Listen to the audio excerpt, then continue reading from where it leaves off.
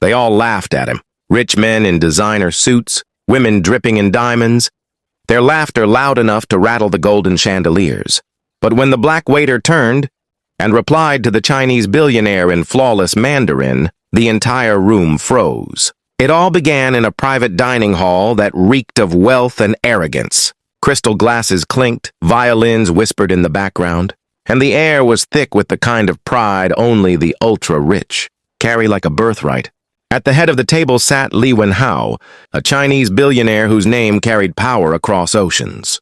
His fortune bought him respect in boardrooms, fear in negotiations, and silence wherever he went.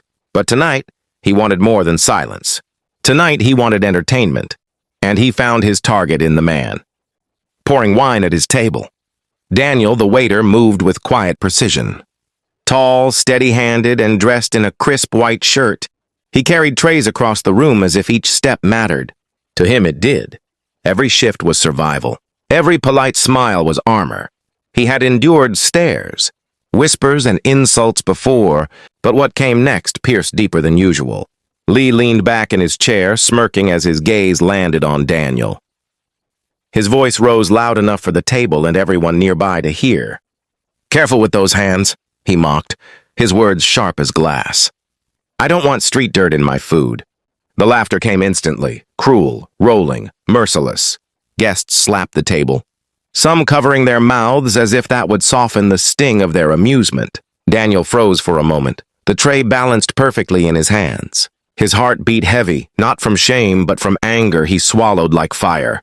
He'd been called worse before, but tonight it was different. Tonight the insult wasn't whispered behind closed doors. It was shouted in a hall full of people who treated his existence like a joke. Daniel wanted to walk away. That would have been easier. He had mastered the art of silence, of keeping dignity by refusing to wrestle with arrogance. But Li wasn't finished. He leaned closer, his grin spreading like poison. "You know," he added, swirling his wine, "men like you don't belong here. In my country, you'd be lucky just to scrub the floors." The laughter grew louder. Some guests nodded as though agreeing. For them, Daniel was invisible, just part of the background, nothing more than a servant. But Daniel's grandmother's words burned in his memory. "Never let anyone strip you of your dignity. Speak when the world expects you to stay silent. That's when your voice carries the most weight." He took a slow breath. His hand steadied the tray, and then with deliberate calm, he set it down on a nearby table. The hall began to quiet. Something in his stillness drew their attention. Some leaned forward, sensing he was about to say something. Others scoffed, certain that he would mumble an apology and retreat. But Daniel did neither. He turned to Li Wenhao, his eyes sharp, his expression controlled. And then, instead of English, he spoke, in perfect, elegant Mandarin Chinese. The first syllable sliced through the room like a blade. Guests stiffened. The laughter died. Every head turned toward the man they thought was powerless. The man they thought couldn't even understand the insult. Daniel's voice was clear, his tones precise, his delivery flawless. He spoke like someone who had lived in Beijing all his life. "Mr. Li," Daniel said in Mandarin, his tone steady but firm, "it is easy to humiliate others when you believe they cannot understand you. But true power is not measured by how you mock the ones who serve you. True power is measured by how you treat them." Gasps echoed across the table. Those fluent in Mandarin translated in whispers, their words spreading through the room like wildfire.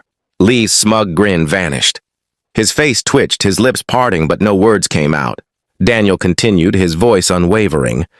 "I learned your language not because I had to, but because I believed in respecting other cultures. I believe that dignity is built by understanding, not belittling. And tonight, you have revealed more about yourself than you ever intended.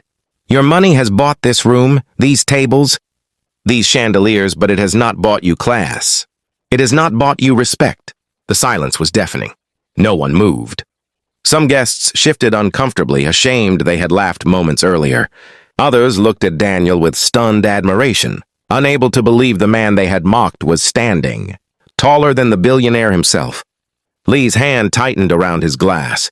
He tried to force a laugh, but it sounded hollow, desperate. "Well," he muttered in English, his voice cracking slightly, "seems the help is more educated than I expected." But the room didn't laugh with him this time. The power had shifted. The arrogance had cracked. And Daniel, with nothing but dignity and courage, had changed the air around them. He bowed slightly, respectful but resolute, then picked up the tray once more. With calm, steady steps, he walked away, every pair of eyes following him, no longer as a servant, but as a man who had spoken truth to power. And though he disappeared into the kitchen, his words stayed in that room like a mirror no one could turn away from. For the first time that evening, the billionaire was no longer the center of attention. The black waiter was. The dining hall, once alive with laughter, now felt like a courtroom. No music, no chatter, just silence. The billionaire sat rigid in his chair, his glass of wine untouched, his smirk erased. He had built his empire on intimidation, yet tonight, a waiter, someone he thought invisible, had exposed him, with nothing more than words. Daniel walked through the kitchen doors without looking back, but the echo of his voice lingered in the hall like a haunting melody. The guests shifted uneasily. Some whispered translations to those who hadn't caught the Mandarin. Their tones hushed but urgent. He called Lee out. He told him dignity matters more than wealth. The message spread faster than the wine being poured, and with every retelling, the billionaire's humiliation grew heavier. At the far end of the table, an American investor leaned toward his wife. "Did you hear that?" The kid spoke like a Beijing professor. Not a single mistake. His wife, still clutching her diamond necklace, whispered back. "I thought he was just a waiter." The investor frowned, eyes narrowing. "No one is just anything. Not after what I saw." Meanwhile, in the kitchen, Daniel steadied himself against the counter. His co-workers stared at him with wide eyes. Some were grinning, others whispering in disbelief. A dishwasher finally broke the silence. "Bro, did you just check a billionaire in his own language?" Daniel allowed himself a small smile, but his chest was still pounding.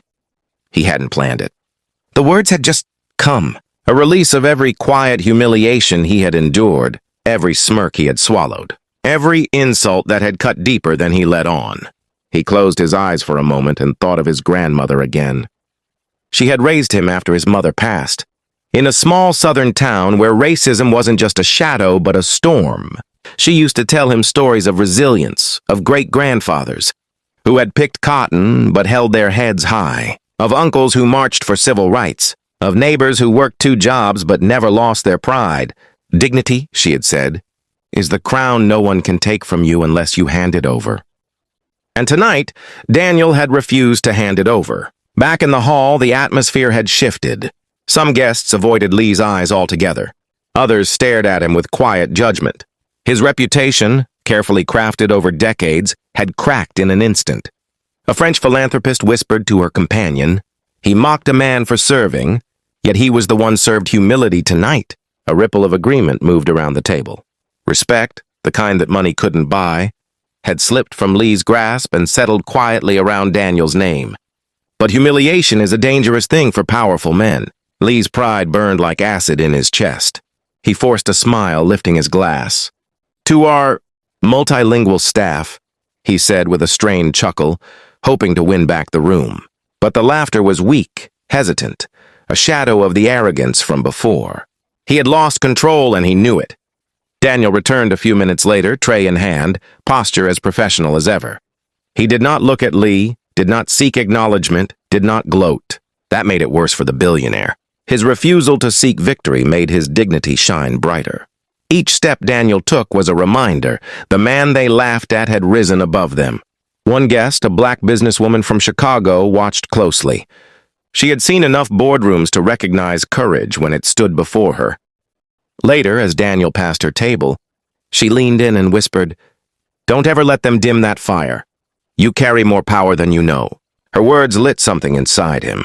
For the first time, he realized his voice had weight, far beyond what he imagined. As the evening dragged on, the guests tried to return to normal, but the tension never left. Conversations were muted. Wine tasted bitter. Even the chandeliers seemed dimmer. When the billionaire spoke again, people listened differently, not with respect, but with restraint. They were polite, but their admiration had been fractured. The seed of doubt had been planted. Was Lee truly powerful or just loud? In the kitchen, Daniel's co-workers gathered around him. "Man, you're brave," one said. "You know he could have you fired, right?" Daniel shrugged. "Maybe. But if I lose a job, I'll find another. If I lose my dignity, I may never get it back." The room went quiet. Every worker there understood. They had all carried trays while being treated like shadows. Tonight, Daniel had spoken for them too. Later, as the dinner ended, some guests quietly sought Daniel out. A British diplomat shook his hand, thanking him in Mandarin. A young student from New York slipped him a note that read, "Respect is louder than wealth." Even those who had laughed earlier now lowered their eyes when they passed him, shame heavy on their faces. Lee, however, could not let it go. As his guests left, he pulled aside his assistant, his voice low and sharp. "Find out everything about that waiter. I want to know who taught him Mandarin, where he came from, everything." His pride had been wounded, and wounded pride can be dangerous. But what Lee did not understand was that Daniel wasn't just a waiter with a secret talent. He was a man shaped by generations of resilience, a man who carried the strength of those before him, and a man who refused to bow to arrogance. That night, as Daniel walked home through the quiet city streets, he replayed the moment in his mind.